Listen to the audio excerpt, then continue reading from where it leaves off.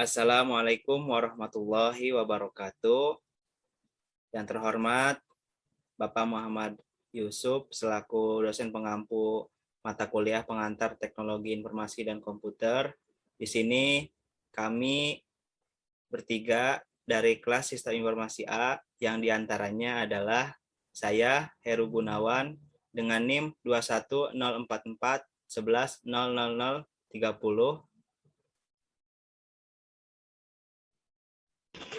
Dan saya Dafa dari Furqan Bayaki dengan NIM 2104411000166. Dan saya Sofan dengan NIM 2104411000050.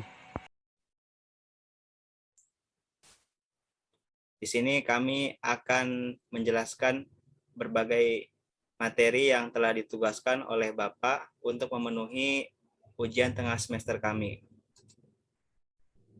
Yang pertama adalah materi robotika oleh saya Heru Gunawan dengan NIM 21044110030.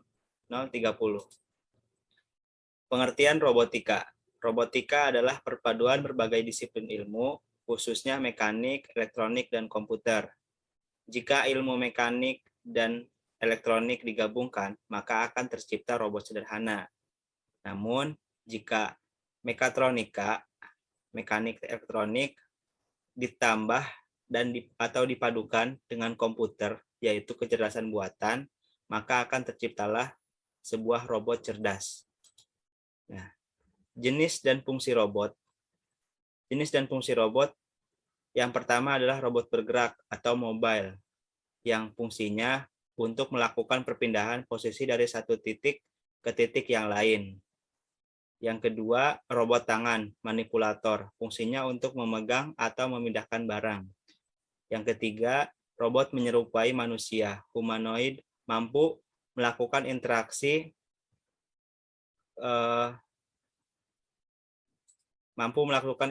dengan peralatan maupun lingkungan yang dibuat untuk manusia. Yang keempat, robot berkaki, legend, memiliki kaki seperti hewan atau manusia yang mampu melangkahkan kakinya seperti robot serangga, robot kepiting, dan lain-lain. Yang kelima, robot terbang, flying robot, mampu terbang menyerupai pesawat model yang diprogram khusus untuk mengawasi keadaan di darat dari atas dan juga untuk meneruskan komunikasi. Yang keenam adalah robot dalam air, underwater robot, digunakan di bawah laut untuk mengawasi kondisi bawah laut dan juga untuk mengambil sesuatu di bawah laut. Kelebihan robot sebagai pengganti manusia.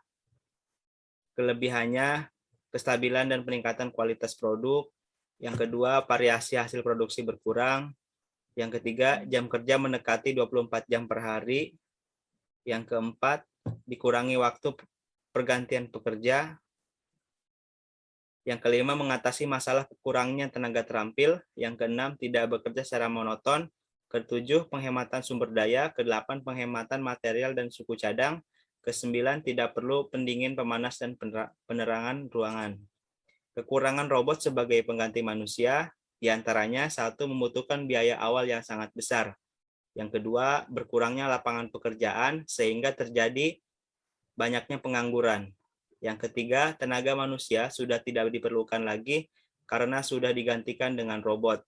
Yang keempat, menumbuhkan sifat malas terhadap manusia karena semua sudah ditangani oleh robot. Materi yang kedua, augmented reality atau IR. Dijelaskan oleh saya Heru Gunawan dengan NIM 21044110030. Pengertian IR. Augmented reality atau IR adalah teknologi yang memperoleh penggabungan secara real time terhadap digital konten yang dibuat oleh komputer dengan dunia nyata. IR memperbolehkan penggunanya melihat objek maya 2 dimensi atau 3 dimensi yang diproyeksikan terhadap dunia nyata. IR adalah teknologi yang mampu menyisipkan informasi ke dalam dunia maya dan menampilkannya ke dunia nyata dengan bantuan seperti webcam komputer, kamera, bahkan kacamata khusus. Nah, adapun cara kerja IR IR dapat ditampilkan di berbagai perangkat seperti handphone, kacamata khusus, kamera, layar, webcam, dan sebagainya. Perangkat-perangkat tersebut akan berfungsi sebagai output device. Mengapa output device? Mengapa? Karena akan menampilkan sebuah informasi berupa bentuk video, gambar, animasi, dan model 3D yang perlu digunakan sehingga pengguna bisa melihat hasilnya dalam cahaya buatan dan alami. IR menggunakan teknologi SLAM atau kepanjangan dari Simultaneous Localization and Mapping, sensor dan pengukur kedalaman. Misalnya, pengumpulan data sensor untuk menentukan suatu lokasi, menghitung jarak dari lokasi sebelumnya ke lokasi tujuan, dan lain-lain. Adapun komponen pendukung IR diantaranya yaitu kamera dan sensor. Kamera dan sensor digunakan untuk mengumpulkan data informasi, kolaborasi dengan pengguna, dan mengirimkannya untuk diproses. Yang kedua adalah proyeksi. Proyeksi mengambil informasi dari sensor dan memproyeksikan konten yang terkomputerisasi ke permukaan untuk dilihat. Yang terakhir adalah refleksi. Refleksi ini tujuannya untuk memainkan pengaturan gambar yang tepat dan akurat. Adapun jenis-jenis IR ada 4. Yang pertama, marker based IR. Jenis ini memerlukan objek visual khusus dan kamera untuk memindainya. Objek visual bisa berbentuk apa saja, dari kode QR yang dicetak hingga simbol khusus. Yang kedua, markerless IR, menggunakan teknologi GPS, pengukuran kecepatan, kompas digital, serta akselerometer yang tertanam dalam perangkat untuk menyediakan data berdasarkan lokasi kamu. Yang ketiga, projection based IR, bekerja dengan cara memproyeksikan cahaya buatan ke permukaan real. Yang keempat, superimposition based IR, mampu mengganti tampilan asli dengan augmented, baik full maupun sebagian. Disinilah objek recognition memainkan peranan penting. Nah, perangkat yang mendukung IR yang pertama adalah mobile device atau biasa kita sebut smartphone dan tablet. Yang kedua adalah special IR device. Contohnya adalah HUD, Head Up Display, yang fungsinya untuk mengirimkan data dengan tampilan transparan ke tampilan yang dapat diterima pengguna. Yang ketiga, IR Glass. Contohnya Google Glass, Lustre See-Through, Meta 2 Glass, dan lain-lain. Perangkat ini mampu menampilkan notifikasi dari smartphone. Yang keempat, Virtual Retinal Displays, VRD. Perangkat jenis ini menghasilkan gambar dengan sinar laser ke mata manusia, bertujuan menampilkan gambar yang terang, yang berkontras tinggi, atau berresolusi tinggi. Nah, contoh penerapan IR, contohnya adalah pada game, sosial media, pada medis, dan broadcast. Nah, kemudian saya lanjutkan ke teman saya. Virtual reality disampaikan oleh saya sendiri, yaitu Dava Jalil Furqan Bayati dengan NIM 2104411000166. Pengertian virtual reality. Virtual reality merupakan sebuah teknologi yang membuat pengguna atau user dapat berinteraksi dengan lingkungan yang ada dalam dunia maya yang disimulasikan oleh komputer, sehingga penggunanya merasa berada di dalam lingkungan tersebut. Di dalam bahasa Indonesia, virtual reality dikenal sebagai istilah realitas maya. Cara kerja virtual reality. Cara kerja dari virtual reality ini ialah dimulai dengan user melihat suatu dunia semu yang sebenarnya merupakan gambar-gambar dinamis hasil dari simulasi komputer.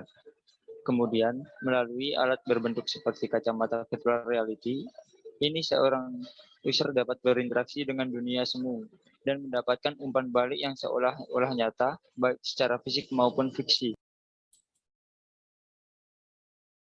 Kekurangan dari virtual reality, Kekurangan pada virtual reality ialah bagi penggunanya mungkin mengalami perasaan kehilangan realitas dan perasaan isolasi saat mereka berinteraksi dengan dunia buatan. Bukannya dunia nyata dengan orang sungguhan. Akhirnya, virtual reality dapat meningkatkan pengangguran. Lebih sedikit orang yang diperlukan untuk merancang proyek-proyek. Untuk kelebihan dari virtual reality, banyak sekali keuntungan menggunakan virtual reality. Pekerjaan yang dari susah dapat dijadikan mudah dengan menggunakan berbagai macam aspek dari komputer. Misalnya seperti merancang suatu bangunan seperti gedung, hotel, dan rancangan denah rumah. Melakukan beberapa latihan yang rumit seperti latihan menerbangkan pesawat bisa kita lakukan dengan simulator dan game. Virtual reality bisa dijadikan pelarian bagi beberapa orang yang sudah penat dengan masalah di dunia realitas, misal seperti Second Life, The Sims, dan Fable. Contoh virtual reality atau VR ialah Cardboard, VRC, Cardboard Camera. Internet of Things atau biasa singkat IoT oleh saya sendiri dapat dilakukan Bayati dengan NIM 2104411000166. Pengertian Internet of Things atau biasa disebut dengan IoT adalah sebuah konsep di mana sebuah objek tertentu memiliki kemampuan untuk mengirimkan data melalui jaringan dan tanpa adanya interaksi dari manusia ke manusia atau dari manusia ke perangkat komputer.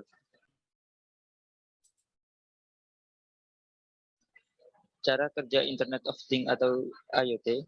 IoT bekerja dengan memanfaatkan sesuatu argumentasi pemrograman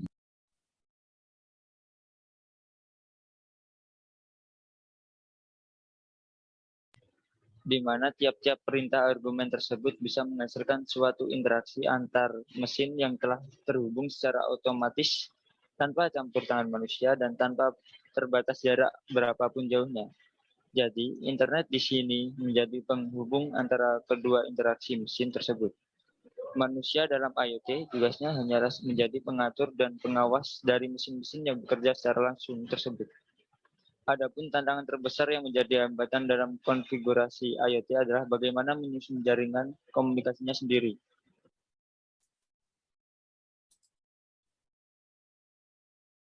Unsur-unsur pembentuk Internet of Things atau IoT. Itu pun ada 5. Yang pertama, kecerdasan buatan atau artificial intelligence atau AI. Kedua, konektivitas. Ketiga, sensor. Keempat, keterlibatan aktif atau active engagement. Kelima, perangkat berukuran kecil. Sejarah dan perkembangan Internet of Things atau IoT. Yang pertama, tahun 1989, Internet mulai terkenal. Tahun 1990, seorang peneliti bernama John Romkey membuat suatu perangkat pemanggang roti yang bisa dinyalakan atau juga dimatikan lewat internet. Tahun 1994, seorang bernama Steve Mann menciptakan WIRCam. Tahun 1999, ditemukan mesin yang sistemnya berbasis radio frekuensi identification atau RFID secara global. Tahun 2000, brand bernama LG mengumumkan rencananya untuk membuat dan merilis teknologi IoT yaitu lemari pintar. Tahun 2003, FRID yang sebelumnya telah disebutkan mulai ditempatkan pada posisi penting dalam masa pengembangan teknologi di Amerika melalui program SHAFI. Tahun 2005 yaitu pada saat media-media ternama semacam The Guardian dan Boston Globe mulai mengutip banyak sekali dari artikel ilmiah dan proses pengembangan IoT. Macam-macam bidang penerapan IoT. Ada 6. Yang pertama pertanian, yang kedua energi, yang ketiga lingkungan, yang keempat otomatisasi rumah, dan kelima media dan kesehatan, dan untuk yang keenam adalah transportasi. Dan selanjutnya saya akan menjelaskan tentang drone, yang mana akan disampaikan oleh saya, Sofwan, dengan NIM 210441100050. Pengertian drone. Drone merupakan pesawat tanpa pilot. Pesawat ini dikendalikan secara otomatis melalui program komputer yang dirancang atau melalui kendali jarak jauh dari pilot yang dapat di dataran atau di kendaraan lainnya. Dan selanjutnya saya menjelaskan jenis-jenis drone, di mana jenis-jenis drone diantaranya ialah ada drone fixed wing dan juga ada drone rotary wing. Dan selanjutnya ialah prinsip kerja drone multirotor. Multirotor ketika beroperasi menggunakan 4 rotor dan 4 buah baling-baling. 2 rotor berputar berlawanan arah jarum jam dan 2 lainnya searah jarum jam. Karena kombinasi inilah sistem mampu mengendalikan gaya angkat pesawat melalui kondisi transi yang seimbang. Sedangkan ketika dilihat dari segi vertikal, take off and loading aircraft atau FTOL, multirotor mampu melakukan peak, yaw, dan roll menggunakan kontrol kendali 4 rotor. Dan selanjutnya ialah bahan yang dapat digunakan untuk membuat frame. Di antaranya ialah plastik, yang kedua kayu, dan yang ketiga karbon fiber, dan yang terakhir aluminium. Selanjutnya ialah proses produksi drone multirotor. Di antaranya metode fused demonstration modeling atau FDM. Yang kedua metode serut, dan yang terakhir metode pemesinan. Selanjutnya stabilitas. Stabilitas adalah kemampuan pesawat untuk kembali ke posisi semula bila ada perubahan posisinya tanpa penerbang menggerakkan sistem kendali yang membuat pesawat seimbang atau tidak, di antara lain yakni wing atau barat bobot drone. Yang kedua, kegagalan sistem. Yang terakhir, kerangka yang digunakan. Selanjutnya ialah parameter stabil. Yang pertama, maneuverability, yakni merupakan tingkat kemudahan pesawat dalam bermaneuver. Dalam kasus ini adalah drone mampu take off loading dengan sempurna.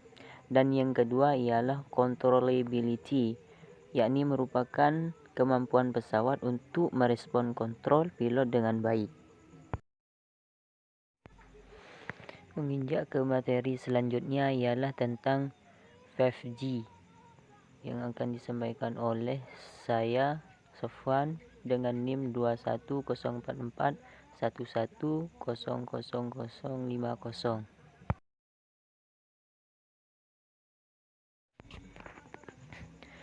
Pengertian 5G.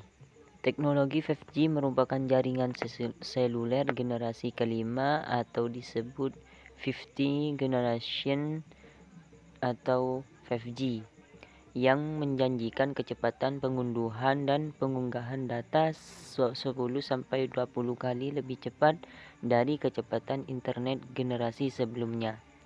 Dalam praktiknya, munculnya teknologi 5G dimaksudkan guna memberikan kemudahan kepada pengguna dalam kecepatan data, latency, dan kerendahan koneksi jaringan yang luas serta kapasitas jaringan yang lebih tinggi. Singkatnya, dengan teknologi 5G kamu bisa melakukan aktivitas yang berhubungan dengan internet 500% lebih cepat dibandingkan dengan 4G LTE yang sudah menjadi andalan. Selanjutnya, penemu 5G. Penemu 5G dialah Michael Lemke, pria berkebangsaan Jerman yang juga seorang ahli fisika yang bergelar PhD atau doktor. Ini disebut-sebut sebagai sosok penemu jaringan 5G, mewujudkan lahirnya teknologi 5G. Kabarnya sudah melalui penelitinya sejak tahun 2016 silam. Tepatnya ini Dresden University of Technology Jerman. Selain sebagai seorang ahli fisika, Michael Lemke juga menduduki posisi penting di salah satu brand seluler yang ternama yaitu Huawei sebagai ahli teknologi senior. 24 tahun sudah ia menggeluti dunia teknologi komunikasi.